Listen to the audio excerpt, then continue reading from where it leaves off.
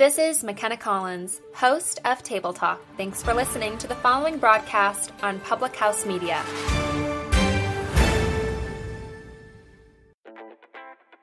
This is John Lauder, host of The Cheap Seats here on Public House Media. Thanks for listening to the following broadcast on Public House Media. Once you're done with this episode, I hope you'll come check out my show, The Cheap Seats, where we talk about sports from the fans' perspective. A new show comes out every Monday. Don't forget to subscribe on iTunes so you never miss an episode of The Cheap Seats. Thanks again for checking out the following broadcast on Public House Media.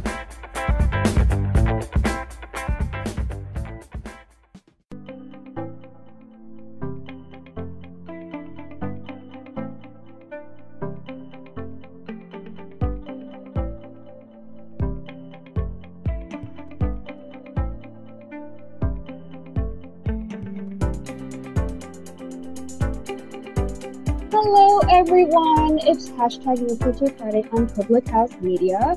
I'm having water this week because it is hot as balls in Los Angeles and I have to keep the fan on, so I'm going to do the mic.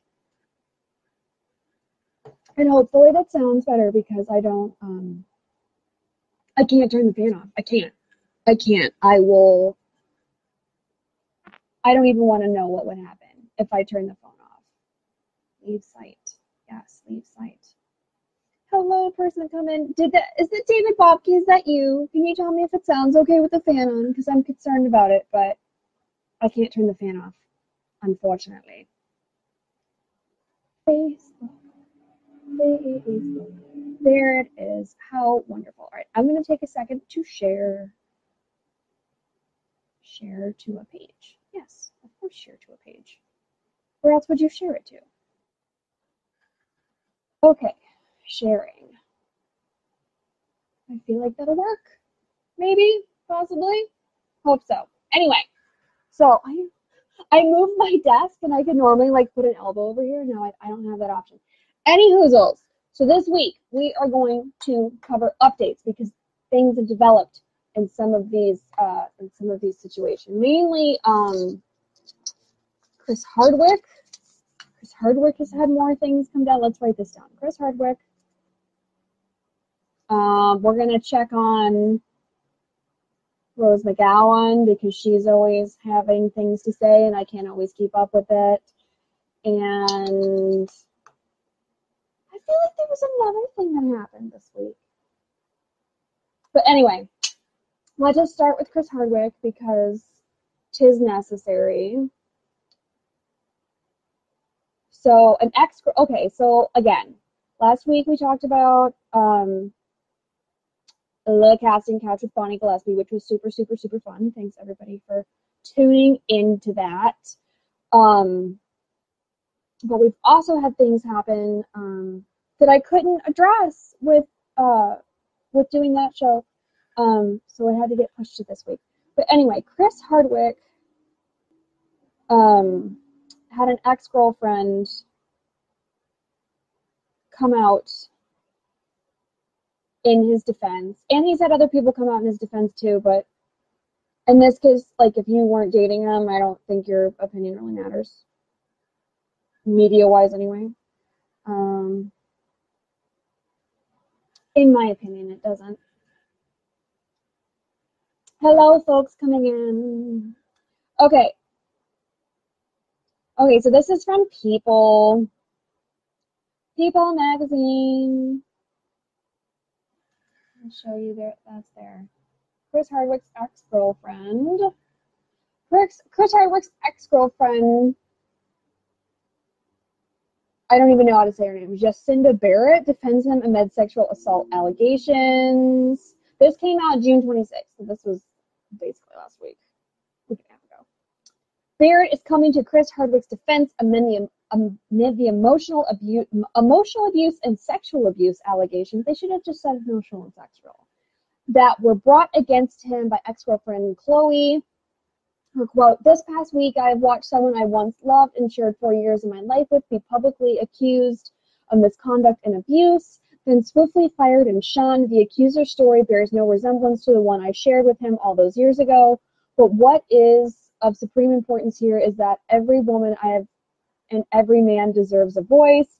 Barrett 45 captioned on an Instagram post on Monday, accuser and accused, everyone deserves to be heard. A rush to judgment denies the right to due process. The Me Too movement deserves due process. Hashtag Me Too movement, hashtag due process, hashtag Chris Hardwick, at Hardwick. She continued, Barrett, who had dated Hardwick in the 90s. So that's another thing. Even though he looks young, Chris Hardwick looks young, even in person, and he's not. He's been around. He's not a spring chicken. He's got lots of girlfriends just itching to say something. Shared a personal quote on Instagram photo in which asked her followers to think about the impact of allegations against him. Imagine you're sitting in the courtroom where a person walks in and in their own words reads a statement accusing you of wrongdoing. The punishment for those crimes is to lose your livelihood, legacy, reputation, and to be publicly shamed, she writes.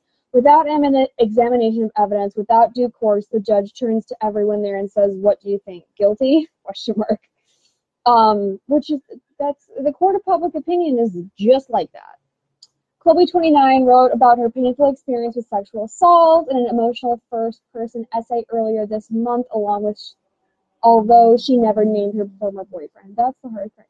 Hello, Carolyn. Thanks for coming in. We're spilling tea on Chris Hardwick, or I guess Chris Hardwick's life, I suppose.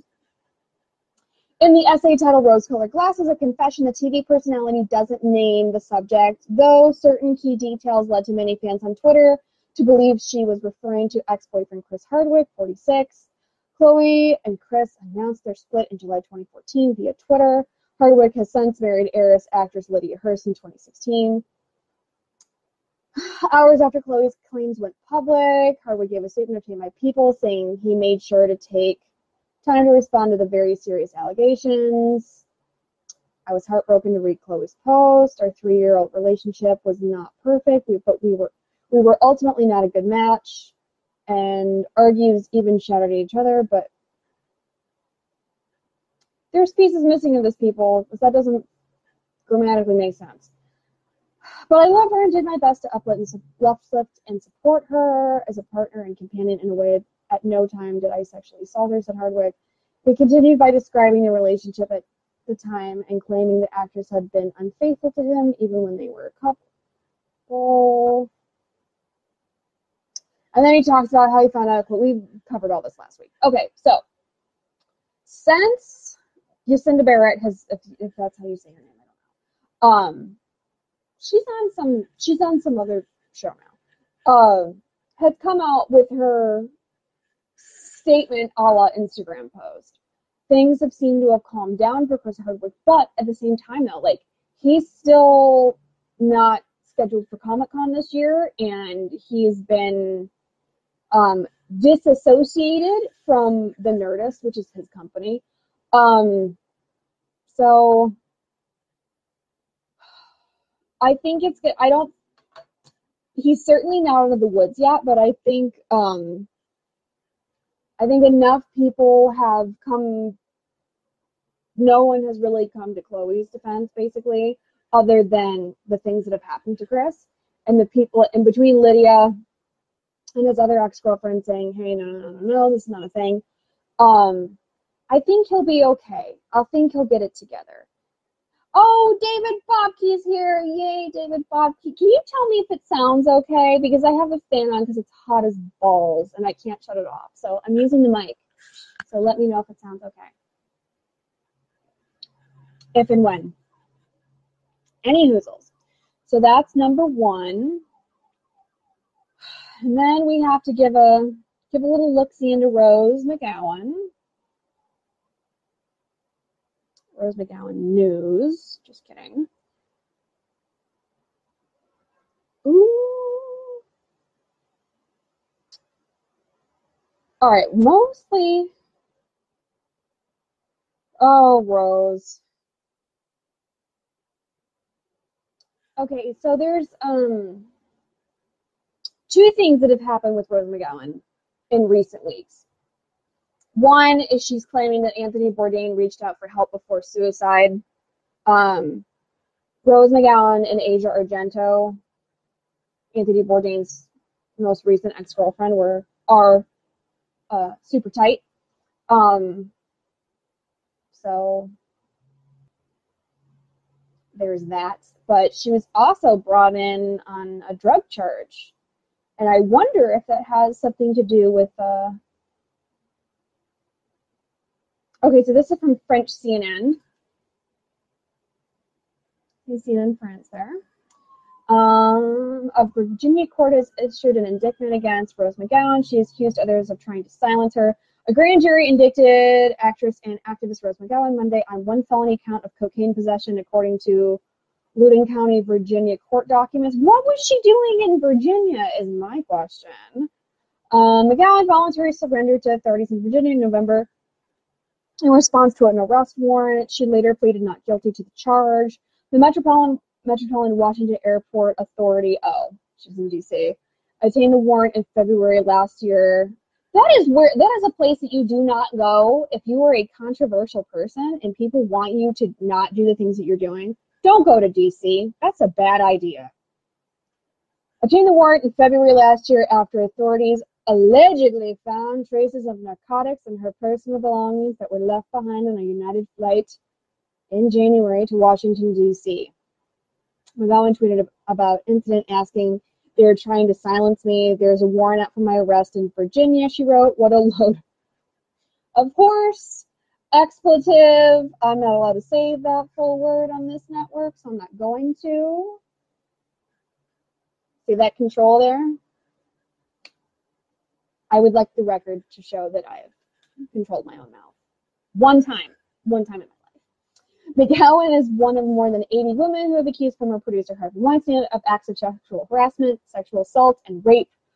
Through a spokesperson, Weinstein has consistently denied any allegations of non-sexual sex, which we all know is also a load of coarse expletive. According to a report published by the New Yorker's Ronan Farrow in November, police said a worker cleaning the plane found McGowan's wallet, and in it were 2 small bags of powder that later tested positive for cocaine.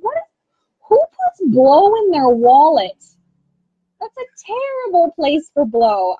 I'm disappointed all around. First of all, when you have a scandal on your head, don't go to D.C. That's a terrible, terrible mistake. And certainly do not go to D.C. with blow in your wallet. In your wallet, of all places. Put it somewhere else. Put it up your bum, like the rest of people. Greg Wansnyder. So is this a new thing? What happens in D.C. stays in D.C. or maybe does it? D.C. is like, especially the airport, like their little metropolitan airport or whatever. All of those people are all government working people that are, very, very, very close to the top. So, or close to people close to the top. So if somebody's like, I have a problem with you, but I can't really do anything about it on the ground. Oh, you're going to the airport? Let me phone my cousin Bobby. He'll take care of it. And that's how things like this work out. DC's tiny. It's itty bitty. But if you have a scandal on your head, don't go to DC. They're going to be sniffing you up and down. And when you do things like put blow in your wallet, of all places, and then leave your wallet on the plane? And 2 small bags of powder later tested positive for cocaine. McGowan told Farrow that she was afraid when an airport police detective called her to retrieve her wallet, as she was unsure whether he was actually a detective. That's a really key statement right there. McGowan's spokesperson confirmed to CNN the accuracy of her published quotes at the time. McGowan, who was traveling to Washington for the Women's March when the incident occurred, somebody called cousin Bobby at the airport. Who was traveling to Washington for the Women's March when the incident occurred. So the next day, she received an Instagram message from a user she did not know that read, "You left your wallet on your Saturday flight with 2 bags of coke. Lord have mercy." The Charm star and her attorney assert that she left her bag containing her wallet on the plane unattended. McGowan said she lost luggage, filed a lost luggage claim, and tweeted United Airlines for help when she realized her wallet was missing, according to the New Yorker's Post. This is a mess. On October 30th, McGowan first publicly responded to the existence of the warrant on Twitter. McGowan told, "Oh, hi, Roger Neal. Thanks for coming in. Told Pharaoh she has used drugs in the past, but said marijuana was her jam. Imagining I'm going into sisterly solidarity. I can think of nothing more opposed to that energetically that I would want in my body at that moment. She said, referring to the cocaine. Maybe not the right choice of words. A mid-cover story at The Hollywood Reporter included comments from McGowan about the fact she faced a maximum of 10 years in prison if convicted, while Weinstein remained free. Somebody call Cousin Bobby. She shouldn't have blow in her wallet, but somebody call Cousin Bobby. I'm the only one who's had handcuffs on me so far in the situation. This is before he turned himself in. She told him that's not right. Weinstein has since arrested on sexual assault, on charges of rape, committing a criminal sexual act, sexual abuse, and sexual misconduct in New York, which he has pled not guilty. The charges are unrelated to McGowan's allegations against him. CNN has reached out to McGowan's representatives for comment. That's it. So that is a hot mess, folks. Hot mess. That's from June 12th. Oh, Rose, what are you doing? What are you doing? Why? No good. All right, well, speaking of Harvey Weinstein, I don't think there has been, that's the thing, it's like, I think there's been updates in his case, and then other times I'm like, no, that's old news, but it's hard to tell from inside Hollywood what's old, what's new, and what's borrowed, and what's blue. Hey! Okay. Here's a good one. This is from Variety, 13 hours ago. So this is a good, fresh, hot story. Well, we'll see how hot it is. Variety, Weinstein Company reaches deal with unsecured creditors. How awesome. First said creditors. The Weinstein Company announced Friday that it has reached an agreement with its unsecured creditors, clearing a final obstacle to closing its long-awaited sale to Lantern Capital. The deal comes as the parties were preparing for a make-or-break hearing next Wednesday in Delaware bankruptcy court. The Weinstein Company had agreed to reduce the sale price from $310 million to $287 million, drawing strong opposition from the Unsecured Creditors Committee. Under the agreement, the sale price increases to $289 million. Hello, Emily. I know, Roger, I didn't see it either. It came out this morning, apparently. Increases to $289 million, and certain professionals have agreed to waive $1 million in fees. Jeez. That's a major homie hookup. We are delighted that today's agreement clears the path for the sale to close. Robert Del Genio, the company's chief restructuring officer, said in a statement, Lantern represents the highest and best value to creditors after the competitive bidding process. We thank Lantern and the UCC for their constructive approach to achieving deal certainty. Lantern's co-founders, Andy Mitchell and Milos Vrajovic, issued their own statement. This collective resolution affirms our commitment to closing the transaction. The significant milestone is a very productive and positive step, and we are grateful to be part of the solution. Robert Feinstein, an attorney for the committee, called the initial price cut a money grab at a hearing last week and said the company was rolling over for Lantern at the expense of victims of Harvey Weinstein's sexual misconduct. The agreement comes as the Weinstein Company was running out of time to complete the transaction.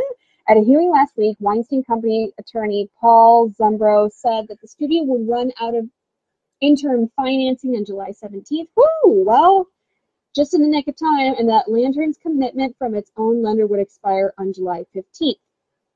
Nick of time. Like, they have less than a week left. Like, almost no working days. The Weinstein Company declared bankruptcy in March. At the time, Lantern put in a stalking horse bid to purchase the company for $310 million and assume $150 million of project-based debt. Ooh, wow, that's a lot.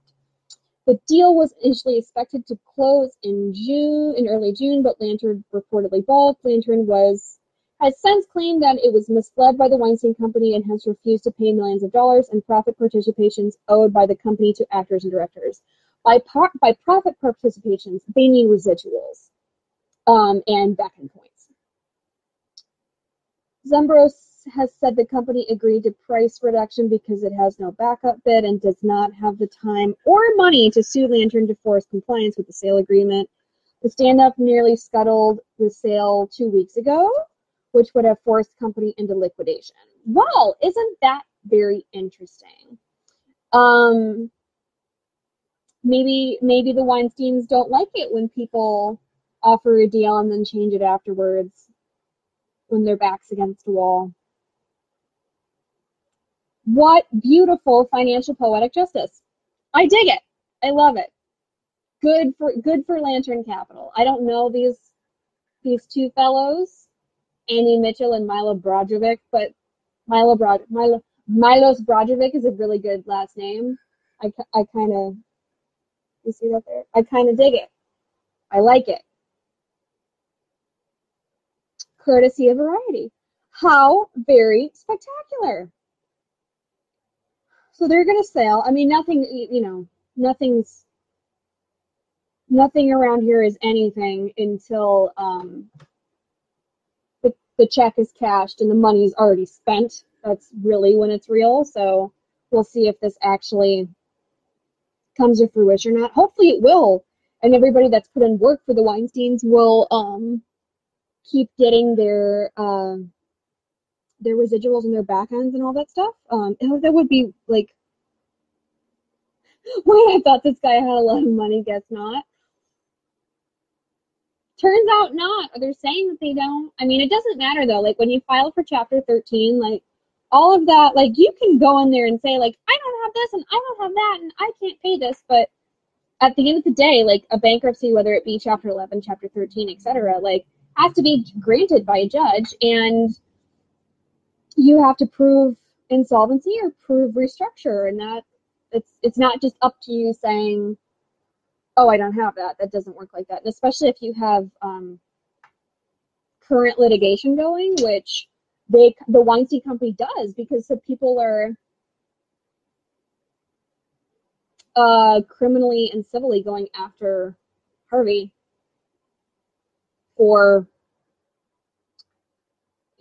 all of those allegations. So that's considered that's considered litigation in bankruptcy court. And that's exactly why they've landed in bankruptcy court, is because that memo leaked that, not the memo, the Harvey Weinstein's employment contract with the Weinstein Company basically said that he can do whatever he wants so long as he pays his own legal fees. And the Weinstein Company wouldn't be using Weinstein Company money as Harvey Weinstein's defense budget. And that's what sank the whole company. Like, that's what put them into the... Tiara's here. Hello, Tiara. I miss you. FYI. That's all.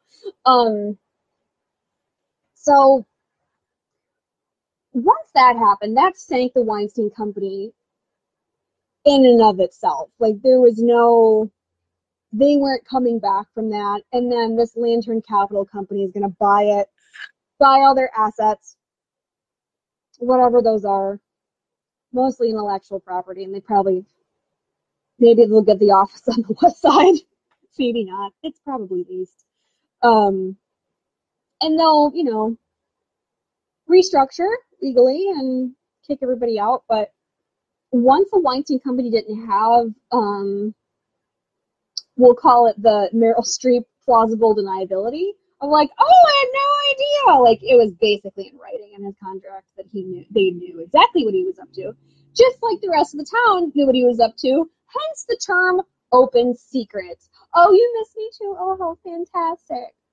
I was thinking, I got a really good deal on pasta the other day, and it made me think of you. I was like, oh, Tiara would be so down for this deal. But you're not here, so it's bad. The Weinsteins. good. I mean, it's upset the whole town. It has upset the whole town. But their little restructuring deal, trying to not pay out people's residuals, and whether that be acting or, director points or however that goes, it's a major no-no, man.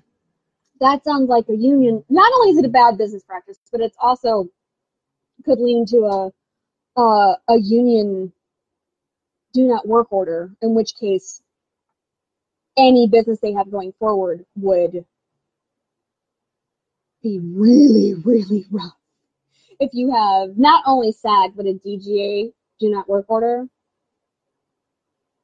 find your butt cheek and then kiss it goodbye. And whatever profit you wanted to ever make or ever people you wanted to work with, no way. Like, it's going to be hard enough for Lantern to come back for whatever Lantern Capital is going to do, however they're going to brand or whatever plans they have going forward. They're going to have a hard enough time hazmat suiting with fire hoses trying to get the stench of the Weinstein scandal off of that business. And then if you were to add that to, we don't really want to pay people's owed monies, I guess, for the work that they've already done, yeah, that's not going to fly. Like, they can maybe pick one of those things, but not two. Not two. Anyways, that is the conclusion of No Filter Friday. It's so hot here. I'm going to finish my delectable LaCroix. I've been drinking like a case of these like a day, like a sparkling water fiend. And they are so delicious. Like, I don't want anything else. Like, I tried to have one of those, I think it's San Pellegrino, but it's it has sugar in it, and it's more flavored. And I'm like, oh, it's too much. Never mind. Dial it back to LaCroix. That's probably, like, to me, LaCroix, lime LaCroix, is basically, Sprite. It's close to Sprite or 7-Up as I'm ever going to drink. That's more than enough. I don't need any more sugar. But anyway, thank you for joining me for hashtag No Filter Friday on Public House Media. The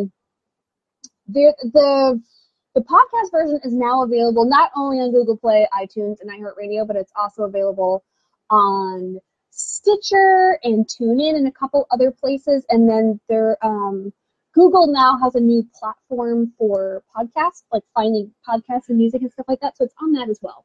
So choose whatever platform that it is that you like to download your podcast from, and leave a rating or review or any of that fun stuff.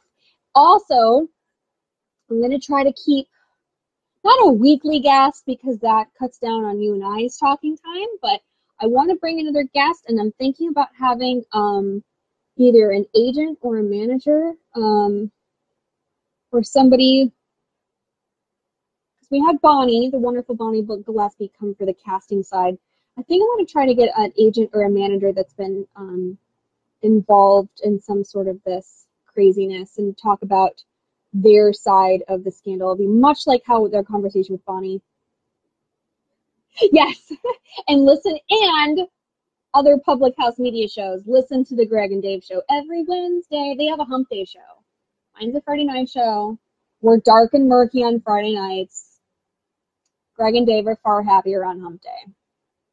It's just the way this network works. But anyway, thanks for coming by. Love you all so much. See you later, kids.